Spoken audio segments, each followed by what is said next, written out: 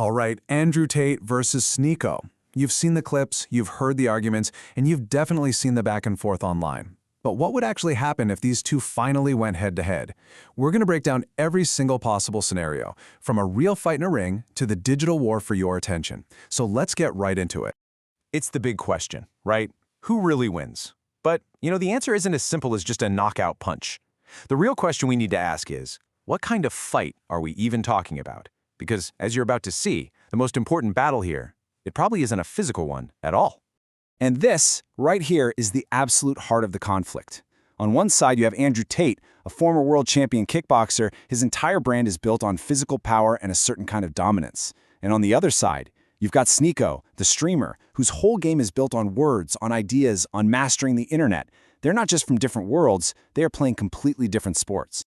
Okay, so let's start with the one everybody immediately jumps to. The most obvious scenario, a real, sanctioned fight. We're talking gloves on, in a ring, maybe boxing, maybe MMA. What actually happens? Look, let's not beat around the bush. The verdict here is quick and it's simple. It would be extremely one-sided. Among anyone who actually understands combat sports, there's not even a debate. The gap between a professional fighter and, well, anyone else, it's not a gap, it's a canyon. And you really have to understand the reality of this. Tate has put in the years. We're talking grueling fight camps, the muscle memory that comes from being under those bright lights, and the kind of timing and composure you only get from being in a real fight. Sneako, for all his talent online, he has zero comparable experience. It's really the difference between someone who talks about war and someone who's actually been a soldier. And that's exactly why this is almost certainly never going to happen. It's a strategic dead end for both of them. I mean, think about it. For Tate, beating a non-fighter proves absolutely nothing. And for Sneako, the physical risk, not to mention the risk to his entire brand, is just massive. The reward simply is not worth the risk for either guy. Okay, so if a professional fight is completely off the table, what about the next step down? The world of influencer boxing. Could an exhibition match, something a little more controlled, actually be the answer? It's not impossible, but the conditions would have to be perfect. First, you need a ridiculous payday to even get them to consider it. The rules would have to be super strict. We're talking big gloves, maybe fewer rounds, boxing only, all to minimize the actual danger. And on top of all that, you need a really compelling story to sell it, like the classic mentor versus student arc. But even if all of those stars somehow aligned, the outcome is pretty much the same. Tate would dominate. Sneako's entire goal in that fight wouldn't be to win, it would be to survive. Just make it to the final bell to avoid the embarrassment of a quick knockout. It's all about damage control. It's not a real competition. And this brings us to the most realistic battleground of all. Forget the boxing ring. The real arena for these two is in front of a microphone. We're talking a debate, a podcast, a live stream clash. This is where their two worlds actually collide. And in this arena, they use totally different weapons. Tate doesn't really debate with just logic. He uses what's called dominance framing. He speaks in absolutes, he applies constant pressure, and he controls the flow of the conversation. Sneako's style is different. He probes with questions, he pushes his ideology, but sometimes he can get a little tangled up in his own arguments. And this quote right here, it just nails it. It's not about who has the better set of facts. It's about verbal alpha pressure. Tate's entire strategy is designed to overwhelm his opponent, to frame himself as the authority, and to force the other person to constantly be on the defensive. So if they do debate, the outcome is pretty predictable. Optically, Tate would probably be seen as the winner. Sneako would get a massive boost in views and attention for sure, but his status in that particular hierarchy would likely take a hit. And of course, the real winner, the algorithm. Clips of that clash would be absolutely everywhere for weeks. But hang on.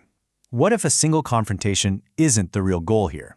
This leads us to what is easily the most strategic and honestly, the most interesting scenario of all. A long-term content rivalry.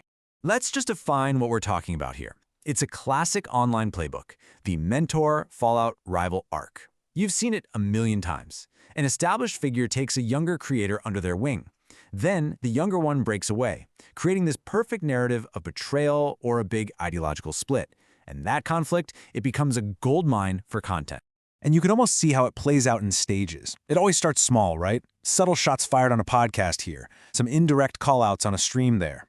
It's that classic, I'm not going to say any names, but kind of energy. And this allows both of them to just farm this conflict for months. maybe even years, without ever needing that big direct confrontation. And from a business perspective, this strategy is just brilliant. It works on every level. The audiences already overlap, so they're emotionally invested from day one.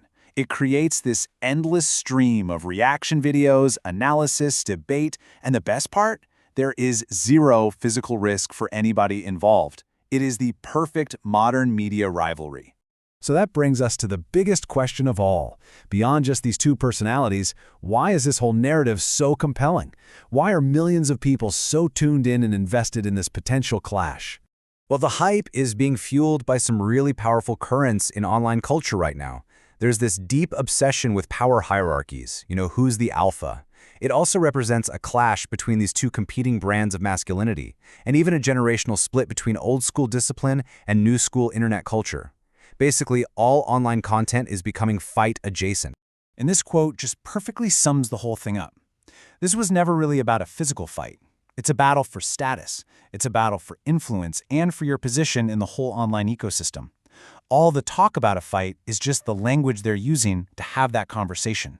So let's bring it all together for a final breakdown. A real professional fight? No, it's a non-starter. An influencer boxing match? It's possible, but it's a real long shot. A verbal debate or a clash on a stream? Yeah, that's very likely to happen at some point. But the most strategic, the most profitable, and ultimately the most probable path for both of them, the long-term content rivalry. Which leaves us with one final thought to chew on. In an economy that's completely driven by clicks and views and creating narratives, maybe the most powerful and profitable fight you can have is the one that's endlessly talked about, constantly teased, but never actually has a final bell.